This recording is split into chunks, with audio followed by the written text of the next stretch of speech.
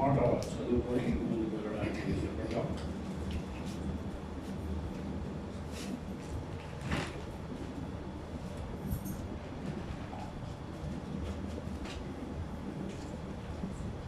ఐదవ వచనం, రెండవ అధ్యాయం 5వ వచనం. యేసు వారి విశ్వాసం చూసి, కుమారుడా, నీ పాపములు క్షమింపబడినవని పక్షవాయువు వారితో చెప్పాడు. మీ పాపములు క్షమింపబడినవని పక్షవాయువు వారితో చెప్పాడు. ప్రార్థన చేసుకోవాలి. పరిశుద్ధ దేవా, మన అమ్మగారి తండ్రి, ఆశ్చర్యకరుగా దేవానికి స్తుతులు స్తోత్రాలు ఆచరిస్తూ ఇటు సమయం వరకు ప్రభావ నీకు ప్రభావం జ్ఞాపకం చేసుకొని కాపాడిన ప్రభావ సజీవ లెక్కల నుంచి మరో వారిన తండ్రి సన్నిధికి చేరడానికి మీరు కృప చూపించినటువంటి వదనాలు ప్రభావ చేరి వచ్చిన మా అందరి హృదయాలు కలిగిన దేవుడు నా తండ్రి ప్రభావ మీరు కృప చూపించండి, కనికరించండి, మా మాటలు ఉండండి నా తండ్రి ప్రభావ. ఈ మాటల్ని అర్థం చేసుకుని కృపను అనుగ్రహించమని ప్రార్థన చేస్తాను. అనుకుని అయోగ్యుని నా తండ్రి ప్రభావ, ఈ నామాన్ని బట్టి నా తండ్రి ప్రభావ ఇక్కడ నిలబడ్డాను. కృప చూపించండి, కనికరించండి, ధైర్యపరచండి. కాబట్టి మీ మాటలు ఉంచండి నా హృదయంలో ప్రభావ. నా మైండ్లో ఏముందో మీరు ఎరిగిన వాడవు నా తండ్రి. ఈ సహాయాన్ని అనుగ్రహించండి నా తండ్రి. సరైన రీతిలో ప్రభావ మీ ప్రజల ముందర నా తండ్రి ప్రభావం పెట్టడానికి మీకు కృపను అనుగ్రహించమని, మా అందరికీ నీకు కృపను అనుగ్రహించమని మీ బంగారు పాలను మోపుతూ ముందు పెట్టుకుంటూ చేసే పరిశుద్ధ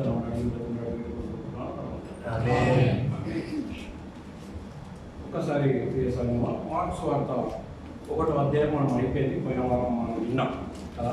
ఒకసారి ఇట్లా చూసుకొని వెళ్ళిపోదాం. ఏం బాధపడాల్సిన అవసరం లేదు. సరే, ఆ సమయం కూడా ముగించడానికి ప్రయత్నం చేస్తాను. ఒక మార్క్స్ వార్త 1వ అధ్యాయం నుంచి మనం ఇట్లా చూసుకుంటూ వస్తే మార్క్ గారు దేవుడిని అంటే యేసు ప్రభుని దేవుడి కుమారుడుగానే పరిచయం చేసేసాడు. ఫస్ట్ దాంట్లోనే ఈయన దేవుడి కుమారుడు అనేది పరిచయం చేసి అందించాడు. ఇక కిందికి వస్తే యోహాను బాప్తిసం ఇచ్చి యోహాను తన వస్తూ యేసుక్రీస్తు గురించి కూడా తానే పరిచయం చేస్తాడు. నా వెనుక వచ్చేవాడు నాకంటే గొప్పవాడు అని చెప్పి ఆయన పరిచయం చేస్తూ తనను రాసుకుంటూ వస్తూ ఉన్నాడు. ఇంకా కిందికి వచ్చినట్టయితే అది అయిపోగానే ఆయన అంటే దాన్ని సరళం చేస్తూ వాక్యాన్ని బోధిస్తున్న సమయంలో యేసు ప్రభుల వారు కూడా తన దగ్గరికి వచ్చి బాప్తిసం తీసుకున్నట్టు మనం చూస్తూ ఉంటాం. బాప్తిసం అయిపోగానే జరిగిన సంగతి ఏంటిది అంటే, తాను ఆత్మ ద్వారా అరణ్యంలోకి తీసుకుపోయి అక్కడ సాతాను చేత శోధింపబడి ఆ శోధనలో విజయం సాధించి తిరిగి వస్తూనే పరిచర్య స్టార్ట్ చేసినట్టు మనకు కనబడతా ఉంటుంది. అక్కడికి నుంచి అక్కడికి నుంచి మనకు అది కనబడతా ఉంటుంది. ఆయన రోజుడే గలిలియా అంటే కపెర్నహూములోకి వచ్చి సమాజ మందిరంలో విశ్రాంతి దినంలో తాను అది బోధిస్తున్నట్టు, అధికారికంగా బోధిస్తున్నట్టు మనం అక్కడ చూసుకుంటూ ఉంటాం. అక్కడికి వచ్చి మనం వచ్చినప్పుడు అక్కడనే ఒక అపవిత్ర ఆత్మ పట్టిన వాడిని స్వస్థపరిచినట్టు మనం చూస్తాం. అవునా? ఏ సందర్భమైనా ఏదైనా కానీ యేసు ప్రభుల వారు నేను దేవుడి కుమారుణ్ణి, నేను దేవుణ్ణి అని చెప్పుకోవడానికే ప్రయత్నం చేస్తూ ఉంటాడు. ప్రతి దగ్గర కూడా మనకు అదే కనబడతా ఉంటుంది. ఇప్పుడు మనం చదివే ప్రతి దగ్గర కూడా ఆయన అదే మనకు చూపెట్టడానికి ఇష్టపడతా ఉంటాడు. అవునా? అప్పుడు కూడా శాస్త్రాలు పరిశీలన కూడా అదే చెప్పడానికి ఇష్టపడ్డాడు, అదే చెప్పడానికి ఇష్టపడతా ఉంటాడు. ఇంకా ఇంటికి వచ్చినట్టయితే సీమోను వాళ్ళ అత్తకు ఇట్లా జ్వరం వచ్చినప్పుడు దాన్ని స్వస్థపరిచినట్టు మనం చూస్తూ ఉంటాం. ఇలా మనం తనకు ఉన్న ఒక అలవాటును కూడా మనకి ఇక్కడ చూపెట్టేస్తూ ఉన్నాడు. ఏంటిది అంటే, తను ఉదయకాలంలో ప్రార్థన చేసే అలవాటు ఉన్నది అనేది చూపెడతా ఉన్నాడు. అది మళ్ళీ మనకి ఇంటికి వచ్చినట్టయితే ఒక కుష్ఠరోగిని స్వస్థపరిచినట్టు మనం చూసుకుంటాం. ఎవరికి చెప్పొద్దు అన్నప్పుడు తను అంత ప్రచారం చేసినప్పుడు, అవునా, ఎక్కువ అయిపోయినప్పుడు తాను కొన్ని రోజులు ఆగినట్టు చూస్తూ ఉన్నాం. 2వ అధ్యాయానికి వచ్చేసరికంటే 2వ అధ్యాయం స్టార్ట్ అవుతున్నప్పుడే జస్ట్ ఇంట్రడక్షన్ లెక్క ఇట్లా ఒక గుర్తుండడానికి, అవునా, స్టార్ట్ అవుతుంటే తను ఏం చేసినట్టే ఒక పక్షవాయువు గల వారిని స్వస్థపరిచేసినట్టు చూస్తాము. ఆడ స్వస్థపరచగానే ఒక క్వశ్చన్ మొదలైపోయింది. మన పాపములు క్షమించబడ్డాయి అని చెప్పగానే ఆడ ఉన్న శాస్త్రంలో ఒక క్వశ్చన్ వేసేసారు. ఎందుకంటే దేవుడు ఎలా క్షమించాలి, నువ్వు ఎట్లా క్షమిస్తావు అనేది ఒకటి వేసేసారు. ఆడ మనకు ఏమర్థమవుతుంది అంటే, ఆయన దేవుడిగా వాళ్ళు అంగీకరించట్లేదు, ఒప్పుకోవట్లేదు. అదైతే మనకు అర్థమైపోతుంది. అవునా? ఇంకా కిందికి వస్తూ ఉంటే తానే ఇక చెప్తున్న మాటల్ని బట్టి మనకేమో అంటే ఒక ప్రశ్న, ఆ ప్రశ్న నుంచే తాను ప్రశ్న వేసి కదా, ఆ ప్రశ్న నుంచే తాను ఒక ప్రశ్న వేస్తాడు. అవునా? ఆ ప్రశ్న ఏందో ఒకటి సరే చూసుకుందాం. మనం 8వ వచనం చూద్దాం. 8వ వచనం 2వ అధ్యాయం. వారు తమలో తాము ఇలాగ ఆలోచించుకుంటా యేసు వెంటనే తన ఆత్మలో తెలుసుకొని, మీరు ఇలాంటి సంగతులు మీ హృదయంలో ఎందుకు ఆలోచించుకుంటున్నారు? ఈ పక్షవాయు గర్వంతో నీ పాపములు క్షమింపబడినని చెప్పు సులభమా? నీ లేచి ఈ బరువెత్తుకొని నడుమని చెప్పు సులభమా? సులభమా అనే ఒక మాట చెప్పేస్తాడు. క్వశ్చన్ వేసాడు. క్వశ్చన్ వేసి ఆన్సర్ యేసు ప్రభు బోధ ఎలా ఉంది అంటే, ఎవరైనా సరే ఏ క్వశ్చన్ వేసినా సరే సరైన రీతిలో ఆన్సర్, మళ్ళీ అక్కడ నుంచి ఇంకొక తిరుగు ప్రశ్న రావడానికి వీల్లేదు ఇక. అవునా? సరైన రీతిలో ఆయన బోధించడం కానీ ఆన్సర్ చెప్పడం కానీ ప్రతి దగ్గర మనకు అదే కనబడతా ఉంటుంది యేసు ప్రభు.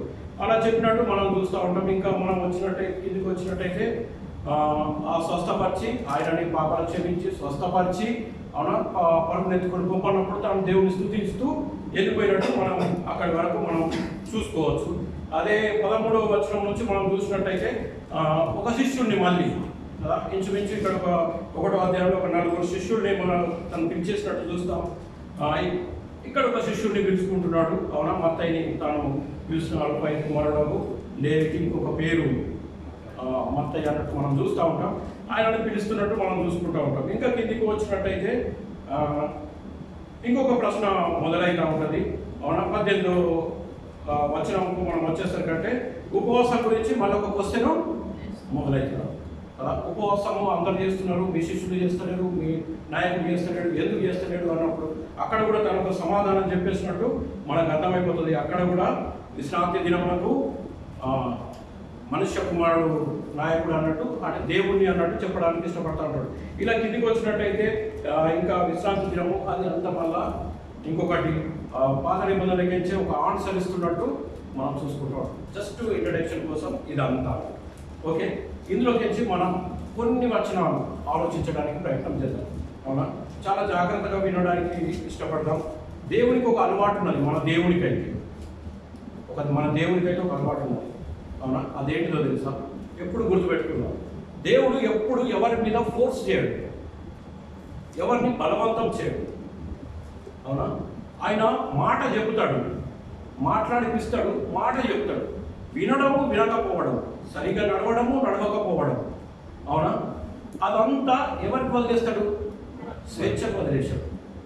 అదొక్కటి మాత్రం గుర్తుపెట్టుకుందాం. ఎందుకు స్వేచ్ఛకు వదిలేశాడు అంటే, దేవుడు బలవంతం చేస్తే ఈ లోకంలో ఒక హింస కానీ ఏది కానీ జరిగేది కానీ కాదు.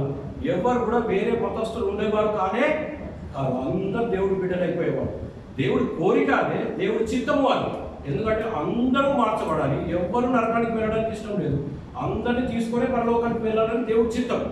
కానీ అందులోనే దేవుడు ఇచ్చేసాడు, ఒక స్వేచ్ఛను ఇచ్చేసాడు కదా. నువ్వు మారి రావాలి, నువ్వు విని రావాలి. అవునా? నీ నడతలు దిద్దుకొని రావాలి. అది దేవుడికి ఉన్న అలవాటు. అందుకే ఎవరిని ఫోర్స్ చేయడు. ఇక్కడ కూర్చున్న వాళ్ళు అందరూ కూడా అందరు వాక్యం వింటున్నారా అంటే అది ఏమో, అందరు దేవుణ్ణి ఇంకా అంగీకరించి నడుస్తున్నారా అంటే అదేమో.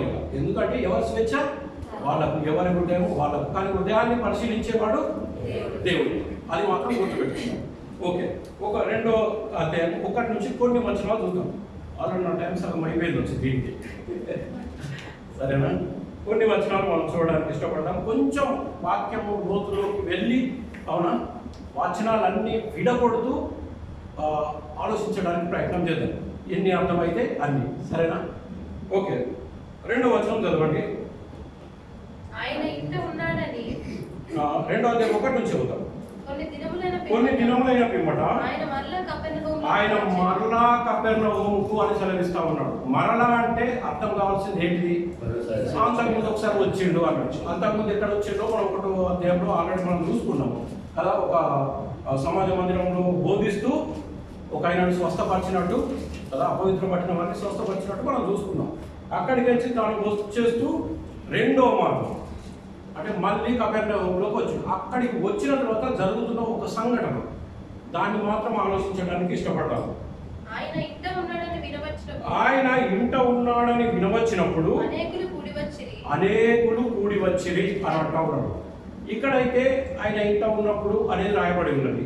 అదేవిధంగా ఇది మరి మత్తయిలో కూడా ఉన్నది, అవునా? అక్కడ షార్ట్గా రాశాడు మత్తయి, అంటే చిన్నగానే రాశాడు, అంత పెద్దగా వివరించలేదు. ఆయన ఏం రాయడానికి ఇష్టపడ్డాడు అంటే సంఘటన జరిగిందా లేదా, జరిగింది అది చూపెట్టడానికి ఇష్టపడ్డాడు. అదే మనము లూకాలో కూడా ఇది ఉన్నది, అవునా? 5వ అధ్యాయం 17 నుంచి అక్కడ కూడా ఉన్నది.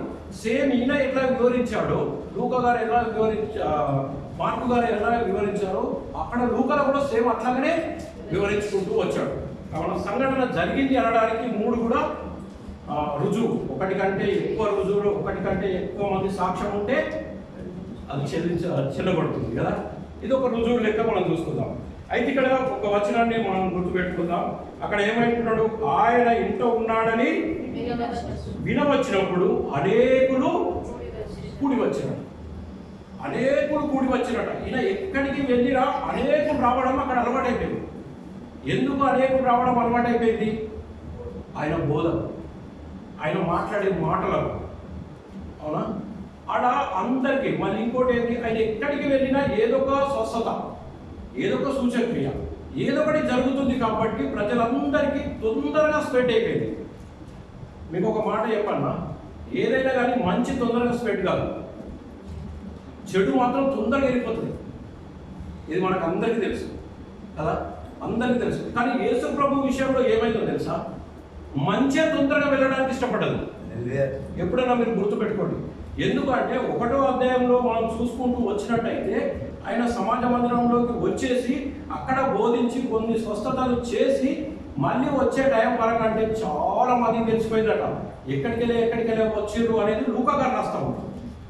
ఎక్కడికి వెళ్ళి ఒకసారి చూద్దాం. లూకా సువార్త 5వ అధ్యాయము 17వ వచనం. ఒకనాట ఆయన బోధించుచుండగా గలిలయ యూదయ దేశముల ప్రతి గ్రామము నుండి యెరూషలేము నుండి వచ్చిన పరిశీలును ధర్మశాస్త్రోపదేశకులను కూర్చుని ఉండగా ఆయన స్వస్థపరిచినట్లు ప్రభువు శక్తి ఆయనకు ఉండెను కనుక ఉండెను. ఇదిగో కొందరు మనుషులు పక్షవాయువులలో. అక్కడ మనకు అర్థమైపోతుంది. ఎందుకంటే చాలా మంది అక్కడక్కడ అంత స్ప్రెడ్ అయిపోయింది. యేసు ప్రభు ఎక్కడున్నా కానీ ఏదో ఒకటి జరుగుతుందని. నేను ఇక్కడ ఒక మాట మీకు గుర్తు చేస్తూ ఉన్నాను. ఎందుకంటే ఇక్కడ అనేకులు కూడి వచ్చేది కనుక వాకిటనైనను స్థలము, వారికి స్థలము అంటే ఎంతమంది వచ్చినా మీరు ఒకసారి గుర్తుపెట్టుకోండి. ఆయన ఒకవేళ ఇంట్లో కూర్చున్నాడో తెలియగానే ఇంట్లో నిండిపోయారు, బయట నిండిపోయారు, వాకిట్లో కూడా స్థలం లేదు. ఒక మాట గుర్తు చేయాలి. నేను ప్రతి ప్రార్థనకు మనం వస్తున్నాం, అనేకులు వస్తున్నారు. ఎక్కడ చర్చ్ ఉన్నా, ఎక్కడ ప్రసంగం జరిగినా, ఎవరు వచ్చి ప్రసంగం చేసినా, అవునా, కొత్త పాస్టర్ వస్తున్నాడని తెలిసినా, పాత వాళ్ళు చేసినా అనేకులు వస్తున్నారు వినడానికి కదా, అనేకులు వస్తున్నారు. కానీ ఒకటి మాత్రం మనం అర్థం చేసుకోవాల్సింది ఏంటంటే ఈ అనేకుల్లో అందరు విశ్వాసులు కాదు. చర్చికి వచ్చే వాళ్ళందరూ విశ్వాసులు కాదు. నా మాట మంచిగా అర్థమవుతుంది అనుకుంటారు. చర్చికి వచ్చే వాళ్ళందరూ విశ్వాసులు కాదు. ఇక్కడ వినడానికి వచ్చిన వాళ్ళందరూ కూడా యేసు ప్రభు మీద ప్రేమతోనే వచ్చిన వారు కొందరైతే, స్వస్థతల కోసం వచ్చిన వారు కొందరైతే, ఆ దినంలో యేసు ప్రభు వారు ఎక్కడికి పోయినా భోజనం పుష్కలంగా ఉండేది కాబట్టి భోజనాల కోసం వచ్చేవారు కొందరైతే, ఈయన ఏం చెప్తున్నాడో విని అందులోకించి ఏమైనా పట్టుకుందాము, ఏమైనా మన జీవితానికి ఉపయోగపడేది మనం తీసుకోవచ్చు అనేది కొంతమంది వస్తే, ఎక్కడ ఏమి చెప్పితే దాన్ని పట్టుకొని ఈయనను హింసించవచ్చు, లేకపోతే బాధ పెట్టచ్చు, అవునా అని చూసేవారు కూడా అవును. అనేకుల్లో వీరందరూ ఒక చర్చికి వెళ్ళే దగ్గర వీళ్ళందరూ ఉంటారని గుర్తుపెట్టుకోండి. వీళ్ళందరూ ఉంటారు. ఉదాహరణ చెప్పమంటారా, ఒక ఆయన ప్రసంగం చేసింది అనుకోండి, కొంతమందికి నచ్చుతుంది, కొంతమందికి నచ్చదు, కొంతమంది అందులో తప్పులు చెప్తారు, అవునా. ఇంకా కొంతమంది అరే బాగున్నది, సూపర్ చెప్పినట్టు, కానీ ఏం చెప్పిండు అంటే గుర్తుండదు. కామన్గా మనకు అందరికీ తెలుసు, ఎందుకంటే అందరం అనుభవస్తులం వెళ్ళండి, అవునా కదా. అంటే ఈ అనేకుల్లో మనం కూడా ఉన్నామా ఒకసారి గుర్తుపెట్టుకుందాం. ఇలాంటి పొజిషన్లో అనేకుల్లో మనం ఉన్నామా? ఒకవేళ సరే ఈ అనేక మంది వచ్చారు కదా, అక్కడికి వచ్చి ఈ ఎంతమంది ఏ ఏ గ్రూపులు వచ్చాయో మనం చూసుకున్నాం. ఇంకొక మాట కిందికి వద్దాం.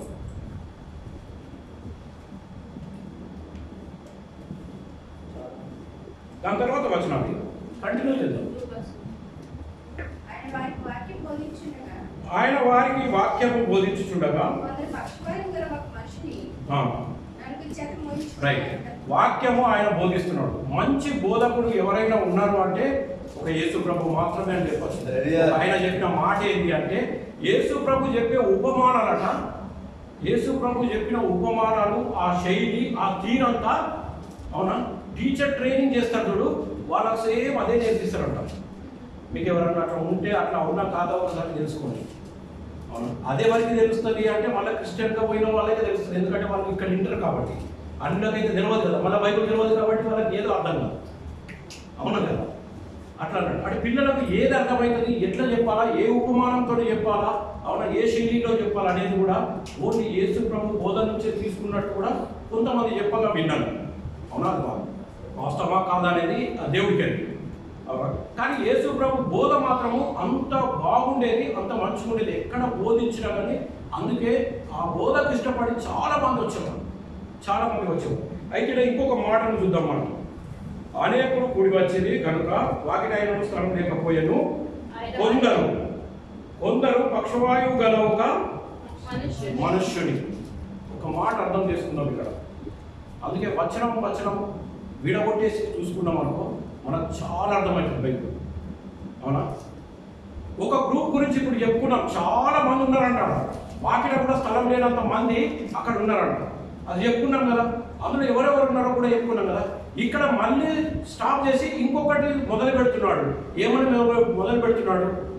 కొందరు అనేది మొదలు పెడుతున్నాడు. అంటే ఈ కొందరు అందులో ఉన్నవారు కాదు. ఈ కొందరు ఎవరు? అందులో ఉన్నవారు కాదు.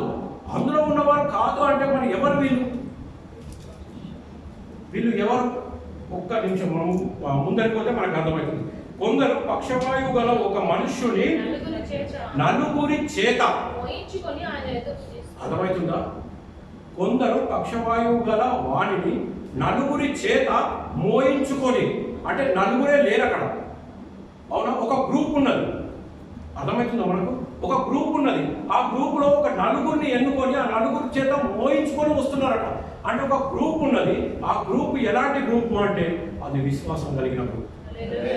అది ఎలాంటి గ్రూపు అంటే అది అక్కడ కూర్చొని వినే వాళ్ళకు ఒక సపరేట్ అయిన గ్రూపు.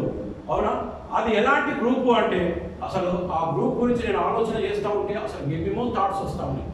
ఆ గ్రూప్ ఎలాంటి గ్రూపు అని ఒకసారి ఆలోచన చేస్తే అది ఒక పక్షవాయువు కలిగిన వాడి గురించి మనం ఒక్కసారి ఆలోచన చేద్దాం. పక్షవాయువు కలిగిన వాడు అనేది రాయబడింది కదా, వాడి స్థితి ఏంటి అసలు? ఒకసారి చెప్పండి, వాడి స్థితి ఏంటి? అందరం మాట్లాడాలి కదా. లేవలేని స్థితి అంటే శవం టైప్. జీవం ఉన్నది కానీ శవం టైప్. అవునా, ఏమైనా పని చేసుకోగలడా? చేసుకోలేడు. ఎవరికైనా ఉపయోగమా? లేదు. ఎవరికైనా భారమా? అందరికీ భారమే కదా. అవునా కదా? ఏం పని చేసుకోలేడు, ఉపయోగం లేదు, జీవశవం లెక్క ఉన్నాడు. ఎవ్వరికి తన వల్ల ఉపయోగం లేదు. కానీ ఆ ఉపయోగం లేని వాడి గురించి ఆలోచించే ఒక గ్రూప్ ఉన్నదట. అర్థమవుతుందా? ఏమి పనికిరాని వాడి గురించి, ఏమి యూజ్ లేని వాడి గురించి, ఈ లోకంలో వాడికి అసలు జీవశవంలో ఉన్న వాడి గురించి ఆలోచించే ఒక గ్రూప్ ఉన్నదట.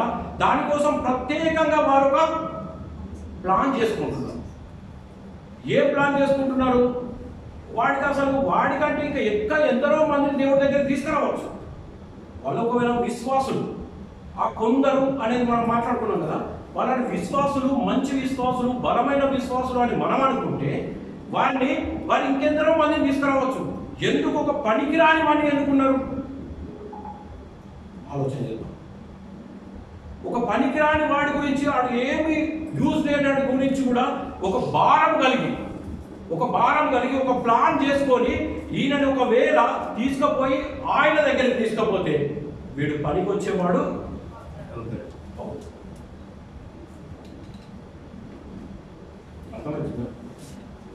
ఆ గ్రూప్ ఉన్న లక్షణము ప్రియ సంఘం మనకు, నాకు, మీకు అందరికీ ఉంటే ఆ సంఘం చాలా గొప్పది, ఆ విశ్వాసం చాలా గొప్పది. దానికి అసలు ఒక పేరు పెట్టాల్సిన అవసరం కూడా లేదు. విశ్వాసం అంటే ఎలా ఉండాలంటే, మన విశ్వాసం ఒకసారి మనం అబ్జర్వ్ చేసుకుందాం. రక్షింపబడ్డప్పటి నుంచి ఇప్పటి వరకు మన విశ్వాసంలో అభివృద్ధి ఉన్నదా? కనబడుతుందా? మనకు కనబడుతుందా? నాకైనా సరే దేవుడి మాటలు రెండంచులు గల ఖడ్గం. అంటే అదే వినేవారిని ఎంత కట్ చేస్తుందో చెప్పేవారిని కూడా అంతకంటే ఎక్కువ కట్ చేస్తుంది. తెలుసా? చెప్పేవారిని కూడా అంతకంటే ఎక్కువ కట్ చేస్తుంది. అందుకే ఒక మాట ఉంటుంది, ఎక్కువ మంది బోధకులు కావద్దు. ఎందుకు? రెండంతలు గల తీర్పు ఉంటుంది బోధకులు. అందుకే బోధకులు చాలా జాగ్రత్తగా ఉండాలని చెప్తారు. వాళ్ళు చాలా జాగ్రత్తగా ఉంటారు, మన ప్రార్థన పూర్వకంగా చాలా జాగ్రత్తగా ఉంటారు. ఇక్కడ మనం ఆలోచించినట్టయితే ఆ పక్షవాయువు గల వాడు ఏం యూజ్ లేని వాడిని, అవునా, ఒక గ్రూప్ ఎన్నుకున్నది, ఆ వాడి కోసము ప్రయాస పడుతున్నారు. అవునా, ఎలాంటి ప్రయాస పడుతున్నారంటే వాడిని తీసుకురావడానికి ఒక యూనిట్గా తయారయ్యారు, ఐక్యమత్యంగా తయారయ్యారు. అవునా, వాడిని దేవుడి దగ్గరికి నడిపించడానికి, అవునా, అందులో ఒక నలుగురిని సెలక్షన్ చేసుకున్నారు. ఆ గ్రూప్లకి ఒక నలుగురిని మళ్ళీ డివైడ్ చేశారు. ఒక విశ్వాసం మనలో ఎలా ఉండాలి అంటే, విశ్వాసము దినదినము అభివృద్ధి చెందుతూ ఉండాలి. అవునా, ఇప్పుడు ఇంతమందికి కూర్చున్న వారికి ఉన్న విశ్వాసం కంటే ఈ కొందరున్న విశ్వాసము అది చాలా గొప్పది. ఆ కొందరున్న విశ్వాసంలో ఇంకా కొంతమందిని నలుగురిని ఏర్పరచుకొని మొయ్యడానికి వారిని సిద్ధపరచాలి. చూడండి, అవునా, భారం కలిగిన విశ్వాసం, ఒకరి పట్ల తీసుకురావాలన్న ఆశ కలిగిన విశ్వాసం, ఒకరిని దేవుని యొద్దకు నడిపించాలన్న విశ్వాసం, అవునా, అందరినీ మనమందరం ఐక్యంగా ఉండాలన్న విశ్వాసం అంటారు. అంటే విశ్వాసంలో మనం ఎదుగుతూ ఉండాలి. అవునా, నడిపించబడతా ఉండాలి. మనలో అది అభివృద్ధి పరచబడతా ఉండాలి. చాలా మట్టుకు మన విశ్వాసాలు ఎలా ఉంటాయి అంటే, ఎందుకు బైబిల్లో ఉన్న వాళ్ళు చాలా అద్భుత కార్యాలు చూశారు, చేశారు. మనం ఎందుకు చూస్తలేము అంటే, మన విశ్వాసం ఎక్కడో ఒక దగ్గర ఆగిపోతుంది, కొనసాగదు. మనం ఒక సర్కిల్ తీసుకుంటాం, సర్కిల్లో ఉంటాం. ఆ సర్కిల్ దాటి మన విశ్వాసం వెళ్ళదిగా. దేవుడా దేవుడు, యేసుప్రభు దేవుడా, యేసుప్రభే దేవుడు, అంతకంటే గొప్ప దేవుడు ఎవరు లేనే లేరు, ఈయన తప్ప దేవుడు లేనే లేడు. ఇది గొప్ప విశ్వాసం. కానీ ఆ సర్కిల్, ఆయన గొప్పతనం ఏంటిది, ఆయన గొప్పతనం మనం చూసామంటే ఆ సర్కిల్ నుంచి మనం బయటకు రాలేదు. ఆ సర్కిల్ మట్టుకే మనం తీసుకున్నాం, అంత మట్టుకే ఉన్నది. కాబట్టి గొప్ప కార్యాలు నీవైనా నేనైనా చాలా మంది చూడలేకపోవడానికి కారణం ఏంటిదంటే ఆ సర్కిల్ నుంచి బయటకు రాకపోవడం. ఇక్కడ వీళ్ళు నలుగురు ఏం చేస్తున్నారంటే, ఆయన మొయ్యడానికి ఇష్టపడ్డారు. మోస్తూ ఏం చేస్తున్నారు? చదవండి. చాలా మంది కూడి ఉన్నందున చేరలేకపోయారు. విశ్వాసంలో మొదటి స్టెప్, ఫస్ట్ది ఏంటిదంటే, విశ్వాసంలో ఎదగడానికి ఏంటిదంటే ఐక్యమత్యంగా ఉండాలి, సహోదర ప్రేమ కలిగి ఉండాలి, అవునా, సహోదరుల సావాసం కలిగి ఉండాలి. అందులో ఉన్నప్పుడు మాట్లాడుకునే మాటలు, దేవుని గురించి పరిచయము, దేవుని గురించి ఆలోచన మన విశ్వాసాన్ని పెంపొందింపజేస్తుంది. అక్కడి నుండి వాళ్ళు ఏం చేస్తున్నారంటే, ఒక భారాన్ని కలిగి ఉంటారు. ఆ భారంలో ఎంతటి పనైనా చేయగలరు. భారం ఉన్నప్పుడే పని చేస్తాం. ఆ భారంలో ఎంతటి పనైనా చేయగలుగుతారు. అలా ఒక నలుగురు ఆ భారాన్ని మొయ్యడానికి ఇష్టపడ్డారు. ఆ తీసుకొని వస్తున్నప్పుడు సెకండ్ స్టెప్, అక్కడి వరకు బలంగా ఉన్న విశ్వాసము సెకండ్ స్టెప్ ఏంటో తెలుసా? అడ్డంకుల్ని దాటుకొని వెళ్ళడం. అక్కడికి వచ్చేసరికి అంటే జరుగుతుంది ఏంటిది అంటే, వాళ్ళు ఒక మంచాల పరుపులో తీసుకొని వచ్చారు అనుకుందాం, నలుగురు పట్టుకొని వచ్చారు అనుకుందాం. అక్కడికి వచ్చేసరికి అంటే చాలా మంది ఉన్నారట. యేసు ప్రభు దగ్గరికి వెళ్ళడానికి స్థలమే లేదంటారు. మనమైతే ఏం చేసింది? వాది చేస్తాం, మరేంటి అదృష్టం మంచి లేదంట కదా, అంతేనా కదా, అదృష్టం మంచి లేదంట. ఇక ఇట్లా అనడం ఎందుకు అని చెప్పి ఇంకో మాట కూడా అంటాం, దేవుడి చిత్తంలో నువ్వు లేవచ్చు అంటాం. ఇది మంచి మాట కదా, దేవుడి చిత్తంలో నువ్వు లేవు అనేసరికి అంటే ఇక వాడు కూడా నేను లేనొచ్చు అనుకుని కాము కదా. కానీ అక్కడి వరకు తీసుకొచ్చిన వారు అక్కడికి వచ్చిన తర్వాత ఒక అడ్డంకి ఎదురైపోయింది. ప్రతి విశ్వాసికి ఒక అడ్డంకి ఉంటుంది. నువ్వు విశ్వాసంలో ఎదుగుతున్నావు అంటే, విశ్వాసంలో, ప్రార్థనలో, వాక్యంలో నీ బ్రతుకు నడుస్తుంది అంటే, నా బ్రతుకు నడుస్తుంది అంటే అడ్డంకులు వస్తాయి. ఒకవేళ అడ్డంకులు వస్తలేవు, నా బ్రతుకు సాఫీగా ఉంది, నా హృదయంలో పోరాటం ఏమీ లేదు, ఆత్మీయ పోరాటం ఏమీ లేదు అంటే జాగ్రత్త, ఆలోచించుకోవాల్సిన అవసరం. దేని మీద అంటే నీ రక్షణ మీద. ఎందుకు అంటే దేవుడు వాక్యము సెలవిస్తూ ఉంటాడు, విరిగి నలిగిన మనస్సు విరగాలి, నరగాలి, అవునా, అందులో ప్రయాసపడాలి, అడ్డంకులు దాటుకుంటూ విశ్వాసంలో ఎదుగుతూ పోవాలి. ఇక్కడికి వచ్చిన వాళ్ళు అంత జనాలు చూసి, పోలేని పరిస్థితి చూసి ఆగలేదు సుమా. వాళ్ళు ఏం చేశారు తెలుసా? అపాయంలో కూడా ఉపాయం లేని వారము కాము అంటాడు కదా. ఒక విశ్వాసంలో ఎదుగుతున్నప్పుడు, ప్రార్థనలో, వాక్యంలో ఎదుగుతున్నప్పుడు మంచి మంచి ఉపాయాలు కూడా వస్తాయి. పౌలు గారి కష్టాలు మనం చాలాసార్లు విన్నాం కదా. భాషలో బోధిస్తున్నప్పుడు మనం చాలాసార్లు విన్నాం. ఏ కష్టం వచ్చినప్పుడు అక్కడ ఆగలేదు. కానీ మన జీవితాన్ని మనం పరిశీలన చేసుకుంటే కష్టం రాగానే ఆగిపోతాం.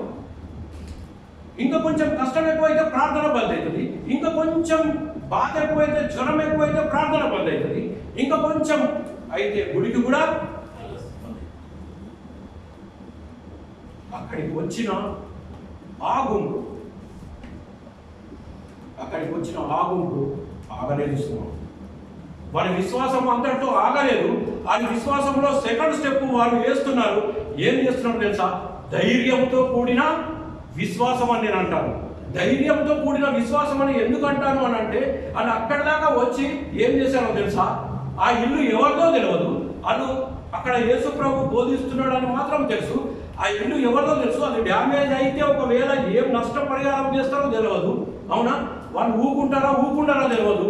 వారిలో ఉన్నది ఒకటి, ఎట్లయినా కానీ దీన్ని అక్కడికి తీసుకెళ్ళాలి. అదే వారిలో ఉన్న గురి. ఆ గురే వాళ్ళని, ఆ విశ్వాసమే వాళ్ళని ఎక్కడికి నడిపించిందంటే ఒక ధైర్యంలోకి నడిపించింది.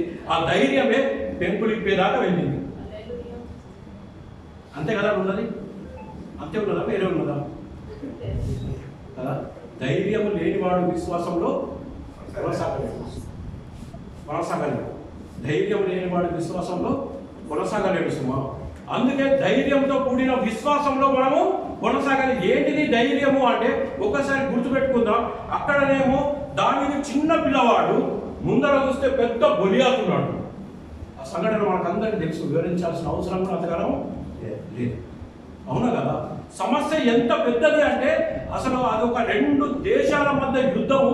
అందరూ యుద్ధం చేసుకోవడం ఎందుకు అని చెప్పి, ఒకవేళ నీవు నేను ఇద్దరం తలబడదాము, ఒకవేళ అక్కడి వారు చనిపోతే ఇక్కడి వారు బానిసలు, అక్కడి వారికి వీరికి బానిసలు కావాలి, వీరిక్కడి వారు చనిపోతే అక్కడి వారికి బానిసలు కావాలి. ఎంత పెద్ద టార్గెట్ ఆలోచించండి ఒకసారి.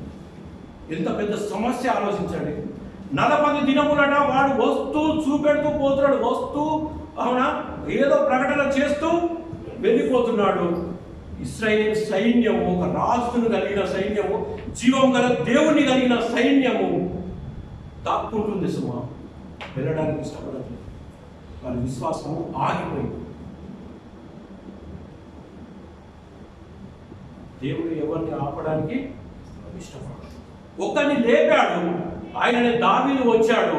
దావీదు వచ్చి చిన్నవాడు, ఏది కూడా పరికరాలు తీసుకోకుండా వెళ్ళినవాడు, యుద్ధ పరికరాలు ఏది కూడా తీసుకోకుండా వెళ్ళినవాడు ధైర్యంతో యుద్ధం చేశాడు.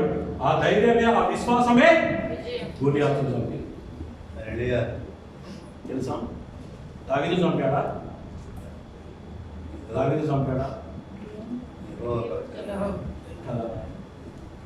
దావీదే పని చేశాడు. చేసిన యుద్ధము అలాంటి ధైర్యం కలిగిన వారు దేవుడికి అవసరమై ఉన్నాడు. విశ్వాసంలో ధైర్యం కలిగి ఉండాలి. పెంకులు విప్పేశారు, అక్కడికి తెచ్చి దించేశారు. అక్కడి నుంచి కిందికి దించడానికి ఇష్టపడ్డారు. అందులో వారు ఎంత ప్రయాస పడుతున్నారు, ఆ గుంపు అంతా ఎంత పని చేస్తుంది, అవునా. వారి విశ్వాసం ఏ స్థాయిలో ఎదుగుతా ఉందో ఒకసారి మనం అర్థం చేసుకోవాల్సిన అవసరం ఉంది. ఇది మనం కూడా మన విశ్వాసాన్ని మనం పరిశీలన చేసుకోవాలి. ఎదుగుతున్నామా, ఆగిపోయామా? మన విశ్వాసం ఎలాంటిది ఒక మాట చెప్పమంటారు. ఎవరైనా ఒకరు ప్రార్థనకు వచ్చారనుకోండి, జ్వరంతో లేదా ఒక రోగంతో ప్రార్థనకు వచ్చారు, దేనికోసం ప్రార్థనకు వచ్చిండు ఎవరేమనుకోవద్దు, జస్ట్ జనరల్గా చెప్తున్నారు. అదే మళ్ళీ ఎవరు కూడా తప్పుగా తీసుకోవద్దు. వచ్చిండ్రు అనుకోండి, మనం ఏం చేస్తాం, ఏమైంది బ్రదర్, ఏమైంది సిస్టర్ అని అడుగుతాం. ఇట్లా నాకు రోగం వచ్చింది, అవునా, నా గురించి ప్రార్థన చేయండి, దేవుడు స్వస్థపరుస్తాడు, మీరు ప్రార్థన చేస్తే బాగా అవుతాడని చెప్పి దగ్గరికి వచ్చాను అని అంటే, సరే మంచిది ప్రార్థన చేద్దాం అని చెప్పి ప్రార్థన చేస్తారు. ఏమని ప్రార్థన చేస్తాం మనం? ఒకవేళ నాకే ప్రార్థన ఇచ్చాను అనుకోండి, అదే ప్రార్థన నేనేమని చేస్తాను, దేవా ఇప్పుడు కొంచెం స్వస్థపరచు, నువ్వు స్వస్థపరిచే దేవుడు, అవునా, ఎందరో మందిని స్వస్థపరచావు, ఇలాంటి కూడా స్వస్థపరచు, విశ్వాసంతో ప్రార్థన చేస్తున్నా అని చేస్తాం. ఇలాగనే కదా అందరం చేస్తాం, ఎందుకంటే మాట ముందరలో మాట తృప్తి పడాలి కదా, ఇలాగనే చేస్తాం. ప్రార్థన అయిపోగానే ఏం చేస్తాం, బ్రదర్ మంచి డాక్టర్ చూపెట్టుకో, నువ్వు మంచి హాస్పిటల్ ఉన్నది అంటే జనరల్గా మనం వింటుండే సలహా ఇస్తాం కదా. అంటే విశ్వాసం ఎక్కడ? విశ్వాసం ఉండాలట. ఎలాంటి విశ్వాసం అంటే మొండి విశ్వాసం ఉండాలట. అర్థమైందిగా? మొండి విశ్వాసం అంటే అది మొండిగా ఉండాలట, దేన్ని కూడా లెక్క చేయడంత. అదే అలాంటి విశ్వాసంలో కొనసాగిన వారు ఎవరున్నారబ్బా అనంటే అపోస్తులు ఉన్నారు. ఎన్ని కష్టాలు వచ్చినా, ఎన్ని బాధలు వచ్చినా మొండిగా ముందుకు వెళ్ళారు. ఎన్ని దెబ్బలు తిన్నా, ఎలాంటి పరిస్థితి వచ్చినా వాళ్ళు మొండిగా ముందుకు వెళ్ళారు. అవునా, దేవుడి కార్యాన్ని చేశారు. ఈరోజు మనం ఇక్కడ ఉన్నామంటే, దేవుడిని ఆరాధన చేస్తున్నామంటే దానికి వాళ్ళు వేసిన నిజమే. అందులో మనం ఉన్నాము, వాళ్ళంతా మొండిగా వెళ్ళారు. సాక్షులుగా మారడానికి కూడా ఇష్టపడ్డారు. అంటే వాళ్ళ విశ్వాసం ఎంత మొండికి వెళ్ళిపోయిందో చూడండి. సచ్చినా పర్వాలేదు కదా, సచ్చినా పర్వాలేదు. ఎంత జాగ్రత్తగా వాక్యం వింటున్నాం మనం అందరం. సడన్గా ఇలా ఒక పాము వచ్చింది అనుకోండి, కూర్చుంటాం మా ఇంట్లో, లేచి పరిగెత్తుతాం కదా, ప్రార్థన ఏదద్దు. జస్ట్ మీరైనా నేనైనా నాకు కూడా చాలా ఉపయోగపడే మాట, అవునా. మన విశ్వాసం ఎదగాలి, ఆగిపోకూడదు, అది ఎదుగుతూనే ఉండాలి, మనల్ని ఒక స్థాయికి నడిపించాలి. అది ఏ స్థాయి కంటే టోటల్గా మనం దేవుడి మీద ఆధారపడే స్థాయికి. ఏది అవసరం లేదు, దేవా నీవే అనే స్థాయికి మనం వెళ్ళిపోవడానికి ఇష్టపడాలి. అవును, ఇంకా కిందికి పోతాము.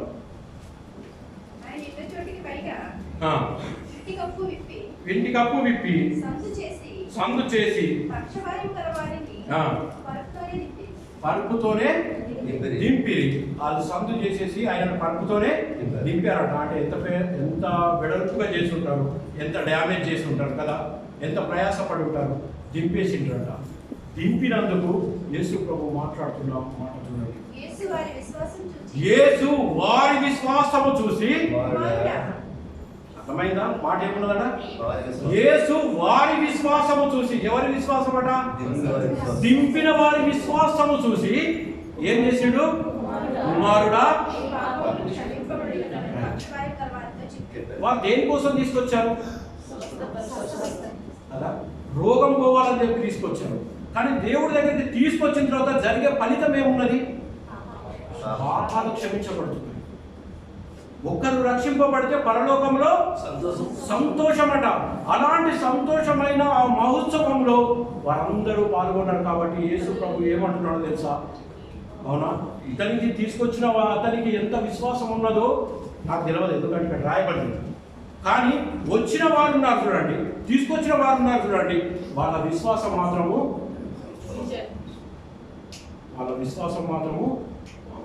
అలాంటి విశ్వాసంలోకి మనం వెళ్ళిపోవాలి. దేవుడు మన విశ్వాసాన్ని చూసి, దేవుడు మన ప్రవర్తనని చూసి, దేవుడు మన అలవాట్లను చూసి, ఆచరణలను చూసి వేరే వారిని రక్షించడానికి, స్వస్థపరచడానికి దేవుడు ఇష్టపడాలి. అలాంటి విశ్వాసంలో మనం వెళ్ళాలి, ఆ స్థాయిలోకి మనము వెళ్ళిపోవాలి. ఆ మాట నాకు చాలా బాగా నచ్చింది. ఏంటంటే వారి విశ్వాసంలో చూసి ఈయనను స్వస్థపరిచిండు. ఏ రీతిలో స్వస్థపరిచిండు అంటే, ఈ కిందికి వస్తే ఏ రీతిలో స్వస్థపరిచిండు అంటే, కిందికి వస్తే వాడు పాపాలు క్షమించబడ్డాయి, అదేవిధంగా స్వస్థత పొందాడు, లేచి నడుచుకుంటూ వెళ్ళిపోయాడు. ఎలా నడుచుకుంటూ వెళ్ళిపోయాడట? తన పరుపును ఎత్తుకొని పరుపులో పడుకొని వచ్చాడు. ఆ పరుపు ఎత్తుకొని నడుచుకుంటూ వెళ్ళిపోయాడట. లేచి అని రాయబడి ఉంటుందట. తక్షణమే వాడు లేచి పరిపెత్తుకొని నడుచుకుంటూ అందరి ఎదుట నడుచుకుంటూ వెళ్ళిపోయాడు. దేవుడి కోసం కొంచెము ప్రయాసపడితే, దేవుడి కొంచెము విశ్వాసం చూపెడితే, దేవుడి కొరకు కొంచెము మనం అలవాట్లను మార్చుకుంటే దేవుడు మేలైనది చేయడానికి ఇష్టపడతాడు. వాళ్ళు దేవుడి దగ్గరికి ఆశతో వచ్చారు, స్వస్థత జరిగించడానికి వచ్చారు. దేవుడు మాత్రము ఆయన యందు కనికరపడి ఆయన పాపాలు క్షమించి పరలోకానికి తనను వారసునిగా చేస్తూ అందరికీ తెలిసే విధంగా నేను దేవుణ్ణి, దేవుడి కుమారుని స్వస్థపరచడమే కాదు, పాపాలు క్షమించడమే కాదు, స్వస్థపరచడం కూడా నేనే అని చూపెడుతూ పరుపునెత్తుకొని వెళ్ళమన్నాడు. వాడు దిగ్గున లేచి పరుపునెత్తుకొని ఏం చేస్తున్నాడట? ఒక పనికిరాని వ్యక్తి గురించి ప్రయాసపడితే పరుపునెత్తుకొని లేచి వెళ్ళే స్థితికి వచ్చాడు. ఒకవేళ మన విశ్వాసం, ముగించేస్తున్నాం, మన విశ్వాసం కూర్చున్న వారి గుంపులో ఉందా? తీసుకొచ్చిన వారి కొందరిలో ఉందా? మోయిచున్న వారిలో ఉందా? లేకపోతే పక్షవాయువు గల వారిలో ఉందా? అర్థమైందని చెప్పిన మాట అర్థమైందా? 3 విషయాలు చెప్పి నేను ముగించేస్తాను. అవునా? విశ్వాసం యొక్క స్థాయి. ఒకవేళ దేవుడే చూపెట్టాలి కృప, దేవుడే విశ్వాసము చూపెట్టాలి మన ఎడల అని మనం ఆశిస్తే, ప్రార్థన లేకుండా, బైబిల్ చదవకుండా, ఏం లేకుండా దేవా నువ్వే చూసుకో అనే ఒక బ్యాచ్ ఉంటుందా? ఉంటుంది. మనం ప్రార్థన చేసుకోము, కానీ సంఘంలో మాత్రం ప్రార్థన అవసరత చెప్తాం. అందరూ ప్రార్థన చేస్తారు, తను మాత్రం ఆరాంసే అడుగుంటాడు, తనకు ఇష్టమైన కార్యాలు చేసుకుంటాడు. లాజరు చనిపోయాడు, సమాధి చేయబడ్డాడు. లాజరు చనిపోయాడు, సమాధి చేయబడ్డాడు. యేసు ప్రభు 3 దినముల తర్వాత అక్కడికి వెళ్ళాడు. లాజరును ఎవరు విశ్వాసం చూపెట్టారు? లాజరు విశ్వాసం చూపెట్టాడా? యేసు ప్రభువే విశ్వాసం చూపెట్టాడు. ఎందుకంటే అది శవము, అవునా? అది విశ్వాసం చూపెట్టలేదు, అది కదలలేదు, అవునా?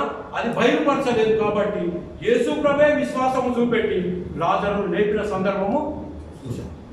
ఒకవేళ సచ్చిన వారం అయితే, ఒకవేళ మనం శివారం అయితే దేవుడే కృప చూపెట్టాలి. అలాంటి విశ్వాసంలో ఉన్నామా? లేదు, ఒక నలుగురు మోసుకొని వచ్చి దేవుడి దగ్గర దించి, అవునా, దేవుడే స్వస్థపరచాలి అని చెప్పి, అవునా, నలుగురి మీద ఆధారపడే విశ్వాసంలో ఉన్నామా? ప్రార్థన అందరూ చేయాలి, అందరి గురించి చేయాలి, అది తప్పు కాదు. కానీ మనము ప్రార్థన లేకుండా అందరి ప్రార్థన కోరడం మాత్రము అది ఎప్పటికీ రైట్ కాదు. దానివల్ల ఎప్పుడు దేవుడు కార్యాన్ని చెయ్యడు. అంతే, ఇక మెల్లగా చెప్పడానికి వీలే లేదు, చేయడు. నీ విశ్వాసం ముందు అందరి ప్రార్థన దాన్ని లిఫ్ట్ చేయడానికి, దాన్ని దేవుని దగ్గరికి పరిచయం చేయడానికి, తీసుకువెళ్ళడానికి పనికి వస్తుంది. నీదే లేనప్పుడు పక్కన ఎంత చేస్తే ఏం పైన అలా నలుగురి మీద ఆధారపడే ఒకవేళ పక్షవాయువు గల స్థితిలో మన విశ్వాసం ఉన్నదా? చనిపోయామా? లేదా పక్షవాయువు ఉన్నదా? లేదా రోడ్డు పక్కన కూర్చున్న భిక్షగాడు, గుడ్డి భిక్షవాడు యేసు ప్రభుని పిలిచి ఆపి, అవునా, తాను స్వస్థత పొందిన, కేకలు వేసి పిలిచి ఆపి స్వస్థత పొందిన విశ్వాసంలో మనం ఉన్నాము. దేవుడి దగ్గర ప్రతిదీ సంఘానికి ప్రార్థన అవసరత చెప్పకముందే, సంఘం దగ్గరికి ప్రార్థన అవసరత తీసుకురాకముందే ఆ తీవ్రత, ఆ ప్రార్థన అవసరత, అందులో ఉన్న ఆ యొక్క దాన్ని ఏమంటారు, ఆ యొక్క కసి ఆసక్తి మనం చూపెడుతున్నామా? ఆడ గుడ్డివాడు చూపెట్టాడు. దేవుని ఆపగలిగిన విశ్వాసం, దేవుడు యేసుప్రభువు వారు నడుచుకుంటూ పోతే ఆపగలిగిన విశ్వాసం, అలాంటి విశ్వాసంలో మనం ఎదగాలని దేవుడు ఇష్టపడతాడు. మన విశ్వాసంతో దేవుడు ఆగి నీకేమి కావాలని ఆయన అడగాలి మనల్ని. దేవా నాకు ఇది కావాలని మనం అడగడం కాదు, నీకేమి కావాలి. ఫస్ట్ గుడ్డివాడు చెప్పలేదు నాకు కన్ను కావాలని చెప్పి, యేసుప్రభు ఆగి నీకేమి కావాలని అడిగాడు. అప్పుడు గుడ్డివాడు చెప్పాడు నాకు కన్ను కావాలని. ఎప్పుడైనా దేవుడు మన జీవితంలో మన పట్ల నీకేం కావాలని అడిగే పరిస్థితిలో మనం ఉన్నామా? ఈ మాటలు చాలా విలువైనవి. నీకు, నాకు, అందరము ఎదగాలి, మన విశ్వాసంలో బలపడాలి. అలాంటి స్థాయికి మనం చేరడానికి ఇష్టపడాలి. అలాంటి వారి కోసమే దేవుడు ఎదురు చూస్తున్నాడు. ఇందులో చాలామంది అలాంటి స్థితిలో ఉన్నవారు ఉన్నారు, లేని వారు కూడా ఒకసారి పరిశీలన చేసుకుంటాం. దేవుడి కృపను బట్టి ముందుకు సాగడానికి ఇష్టపడతాం. కొద్ది మాటలు దేవుడు దీవించుకుంటాం. ఆమేన్.